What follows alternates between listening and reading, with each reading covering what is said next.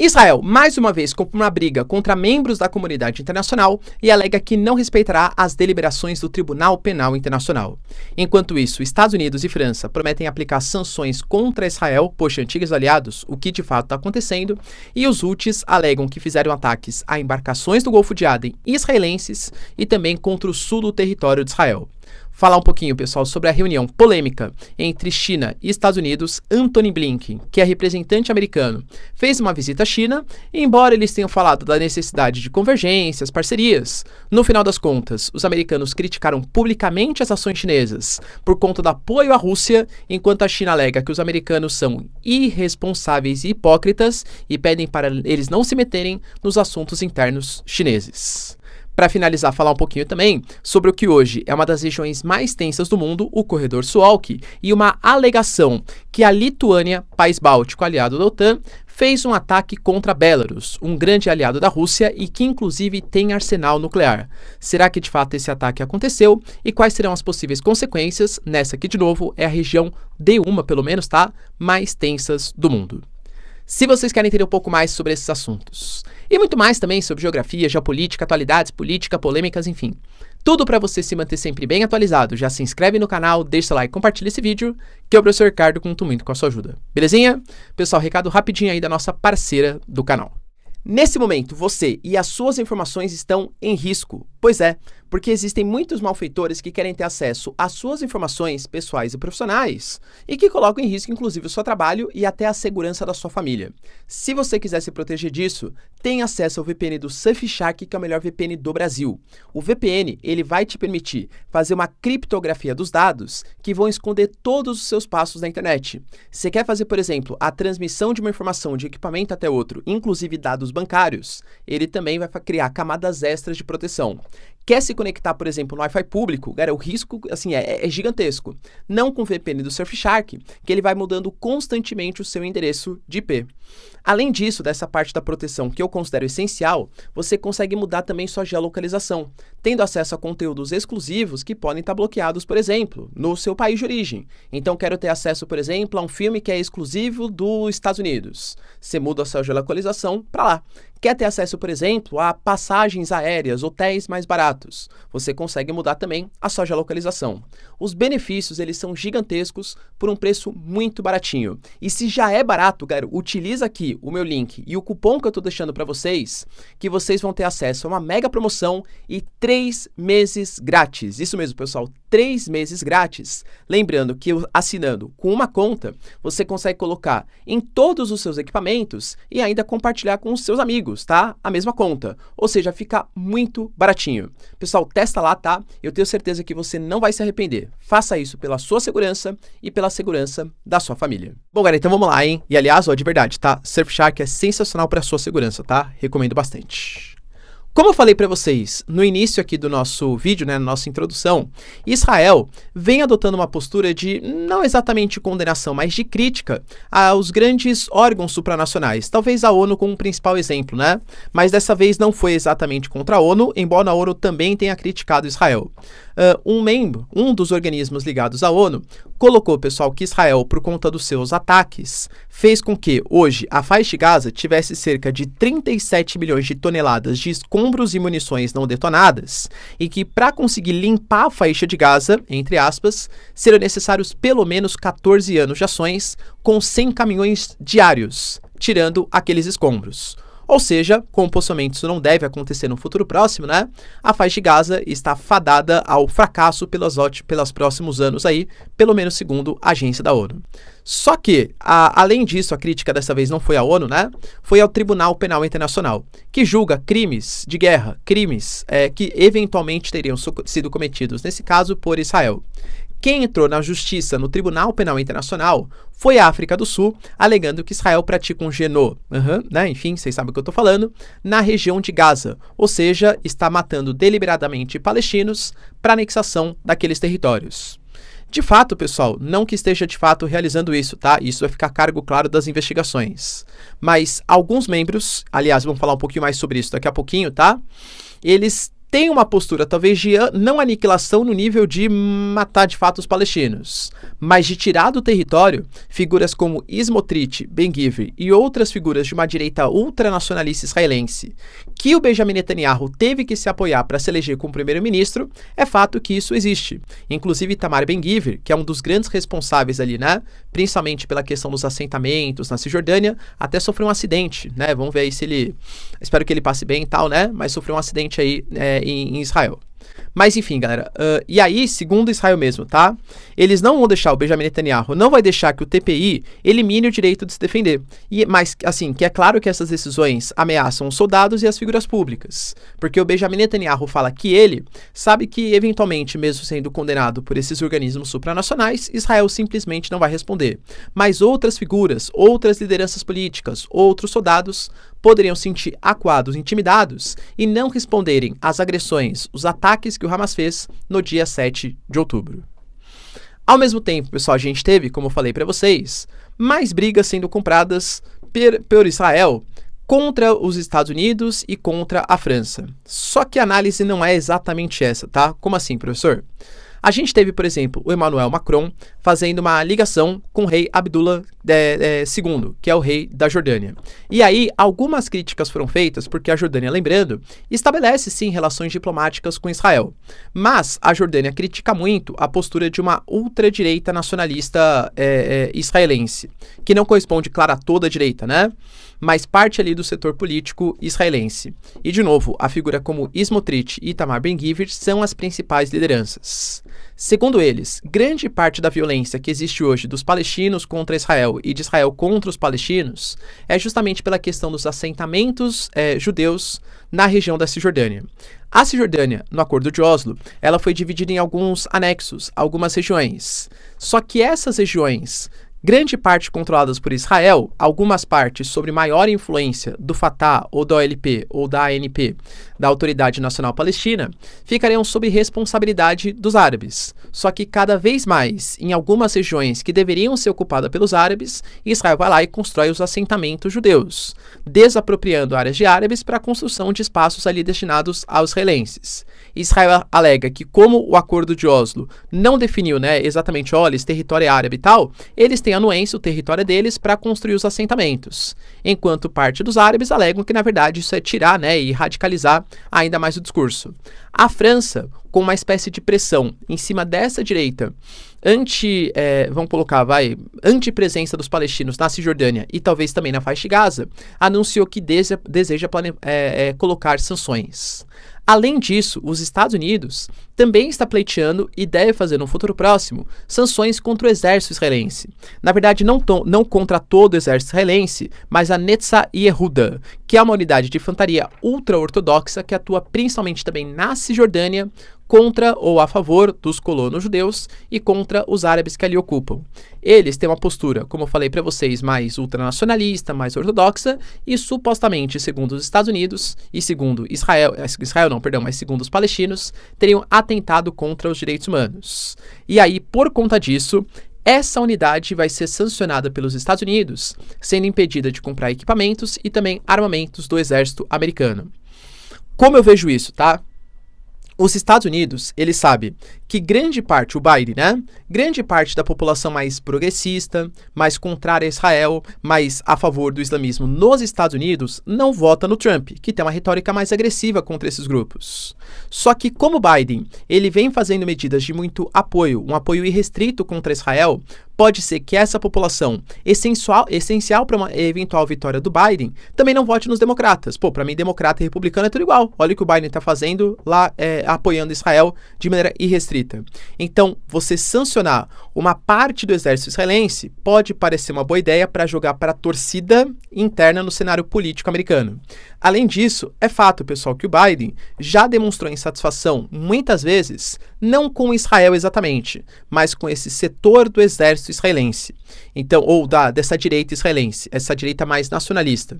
Então, você aplicar sanções contra uma parte não impacta exatamente as relações relações de Estado entre Estados Unidos e Israel e ainda manda uma mensagem para a comunidade islâmica nos Estados Unidos, para a comunidade islâmica no Oriente Médio e também para essa direita mais nacionalista de Israel. Inclusive, né, talvez a mensagem que eles queiram mandar é que o problema não é exatamente a política de Israel ou a construção do Estado de Israel, mas sim de uma parte da política israelense, justamente essa direita mais nacionalista. Então, como eu vejo, né, muito mais uma jogada política, assim, para o mundo ver, olha, não, a gente é neutro, hein, poxa, a gente não gosta de discursos radicais aqui, de discursos radicais aqui, mas na prática, para não mudar as relações com Israel. Os Estados Unidos é importante para Israel e Israel é importante para os Estados Unidos. Dificilmente isso vai mudar e as sanções americanas não são exatamente para mudança desse tipo de postura. Mesmo assim, o Benjamin Netanyahu e o Gallant também, que é o responsável pela defesa, já falou que mesmo se um setor do exército israelense for sancionado, isso vai passar uma imagem errada para os opositores de Israel que os Estados Unidos e a União Europeia estariam contra o Estado de Israel. De fato, pessoal, eu particularmente não concordo com essa interpretação, tá? Acho que é muito mais jogar uma jogada política para a torcida. Mas, enquanto isso, a gente teve os Houthis. Para quem não sabe, os Houthis, eles são um grupo rebelde xiita que atua ali no Iêmen, grande aliado dos iranianos, inclusive, né? Faz parte do chamado Eixo da Resistência, assim denominado pelos iranianos, que são a liderança do grupo, que atuam contra Israel. Quando algumas embarcações foram feitas, né, para tentar conter, algumas atuações para tentar conter os Houthis ali naquela região do Mar Vermelho, do Golfo de Aden, do Estreito de Bab al-Mandeb, a gente sabe que os Houthis também declararam guerra contra os Estados Unidos e contra o Reino Unido. E todo esse grande exercício que os americanos liberam para tentar conter as ações dos Houthis. Os Houthis talvez tenham sido, claro que não o Irã, né, que atacou aí diretamente Israel, tal, mas excetuando o Irã e o Hezbollah, talvez, e o Hamas, claro, o grupo que atua de maneira mais enfática em defesa do que eles consideram defesa dos palestinos, atacando Israel e inclusive atacando porta-aviões, embarcações, helicópteros. Galera, os Houthis, eles estão meio que, né, jogando o jogo ali pesado, tá? Contra os americanos. E dessa vez, segundo a notícia dos Houthis, tá? Eles fizeram um ataque contra um navio israelense no Golfo de Aden e dispararam vários mísseis balísticos contra vários alvos, ali na cidade de Eilat, que é uma cidadezinha bem ao sul de Israel, inclusive onde tem um porto, que é super importante para a conexão de Israel com o Mar Vermelho. Para vocês terem uma noção, mesmo que militarmente talvez não tenha causado grandes danos, economicamente a gente fala de uma série de embarcações que negociavam com Israel diretamente e agora não negociam mais, porque tem medo de passar pelo Mar Vermelho e ser atacado pelos Houthis. Empresas como a Maersk, dentre outras aí, transportadoras, justamente por conta das tensões regionais no Mar Vermelho. Ou seja, os Houthis talvez sejam, segundo o que eles querem com o objetivo, o que melhor estejam cumprindo ali as suas funções. A gente teve também, galera, uma notícia super importante acerca de uma reunião que Antony Blinken fez em direção à China, ficando do dia 24 até o dia 26, ou seja, hoje, né? Hoje foi o último dia ali da reunião China e Estados Unidos. Embora a gente tenha tido falas bem construtivas dos dois lados, pelo menos no mundo das aparências, por exemplo, o Xi Jinping, ele fala, não, imagina, nós devemos buscar a cooperação e não acentuar nossas rivalidades, ver quais são as nossas parcerias, não as nossas diferenças. Ou seja, os Estados Unidos têm que cooperar com a gente e não aumentar as rivalidades. E os Estados Unidos também têm declarado coisas mais ou menos parecidas aí nas suas declarações públicas. Eu diria que na prática não foi exatamente isso, tá? Por quê? A gente teve, por exemplo, o Antony Blinken declarando que ele tem uma intensa preocupação com a parceria econômica entre China e Rússia. Principalmente porque, segundo ele, nos últimos meses, nas últimas semanas, a China ela está voltando a produzir, aquecendo a sua indústria para produzir insumos que vão ser utilizados pelos russos para a produção de equipamentos, armamentos, artilharia, tal, contra os ucranianos. Inclusive, Antony Blinken falou textualmente, tá? Olha, se não fosse a atuação dos chineses, a Rússia teria muito mais dificuldade em conseguir manter esse conflito contra a Ucrânia. E, cara, convenhamos que é verdade, né? A China, ela tá meio que pagando, assim, de uma postura de neutra, né? Olha, não, a gente não fornece armamentos, não fornece e tal. Mas a parceria econômica, enfim, né, de venda de insumos, talvez não a arma ou os projéteis, enfim, diretamente. Mas muito, assim, da matéria-prima, dos insumos que vão ser utilizados, vem da China. E, cara, convenhamos que numa China que está passando por um processo complicado ali, né, de possível crise no setor imobiliário, uma desaceleração do seu crescimento econômico, cara, produção industrial e sustentar conflito é uma coisa importante economicamente. Vídeos americanos que adoram também sustentar uma guerra, né, com a sua indústria bélica. E aqui não estou analisando questão ética e moral de certo e errado no conflito, estou analisando de maneira pragmática as atuações geopolíticas de cada um dos países. Então, é fato, e a China até falou sobre isso, tá? A China falou assim, olha, Antony Blinken, vocês acabaram de apresentar uma lei de ajuda maciça para a guerra. E aí vocês nos criticam porque a gente tem uma parceria econômica de venda de insumos para os chineses. Inclusive criticou até mesmo a postura de possivelmente Estados Unidos sancionar Israel. Assim, Estados Unidos, vocês acabaram de aprovar um pacote porque o pacote ele foi de 95 bilhões. Mais 95 bilhões com 60 bilhões para os ucranianos e cerca de 25 bilhões para Israel. Ou seja, estão aplicando sanções, mas financiando ali, né, com seus bilhões e bilhões de dólares, o conflito em Israel. Então não venham vocês, americanos, falar pra gente em quem que a gente pode investir ou não. Inclusive, segundo o próprio Antony Blinken, outros temas que foram discutidos foram temas relacionados às questões militares, principalmente no Mar da China Meridional, principalmente um eventual conflito contra as Filipinas. Você tem muitas disputas ali, né? Aquela regiãozinha é uma região que tem 1/5 da pesca mundial, enormes reservas de combustíveis fósseis e é uma região também que tem 1/3 do comércio internacional. Cada país alega que tem um pedacinho da sua zona econômica exclusiva e a China alega que por questões históricas e econômicas, todo o Mar da China Meridional deveria pertencer ao seu país. Então, tem disputas no Mar da China Meridional, o Marcos Ferdinand Jr. tem parceria, inclusive, militar, né, com os Estados Unidos naquela região. A gente tem também, pessoal, um conflito envolvendo China e Taiwan, dentre outras questões econômicas. Os americanos, por exemplo, aplicando sanções e bloqueando tecnologia dos chineses, a própria questão da ByteDance, do TikTok, por exemplo, banida dos Estados Unidos, e essa guerra comercial e informacional. Então, vários pontos não foram resolvidos. E a China já deixou bem claro, tá? Estados Unidos não interfiram nos nossos assuntos internos. Então, discursos bonitos, mas na prática, nenhum tipo de acordo, pelo menos para tentar apaziguar a situação, foi estabelecido entre China e Estados Unidos. Inclusive a China colocando que os americanos, com essa postura de criticar os chineses apoiando supostamente os russos, é altamente irresponsável e hipócrita porque faz muito pior com os ucranianos, motivando os conflitos. Inclusive a China falou, tá? Grande parte do conflito entre Rússia e Ucrânia está ligado a uns desentendimentos, ou como eles falaram, né, as contradições provocadas pelo Ocidente. E um dos pontos também importantes que foram discutidos é que os Estados Unidos alega que a China está sim tentando intervir nas eleições americanas, por meio de propaganda, convencimento, financiamento, e claro que a suspensão ou possível suspensão do TikTok, que tem quase 270 dias para poder se adaptar às regras americanas, ser vendido para um empresário ou por uma empresa americana, tem a ver com essa suposta interferência chinesa. A China, claro, nega todas essas informações. Para finalizar, pessoal, uma notícia bem impactante. A gente sabe que existe uma região chamada de Corredor Suwalk, ou Suwalk Gap. É um dos pontos mais tensos geopoliticamente do mundo hoje. Por quê?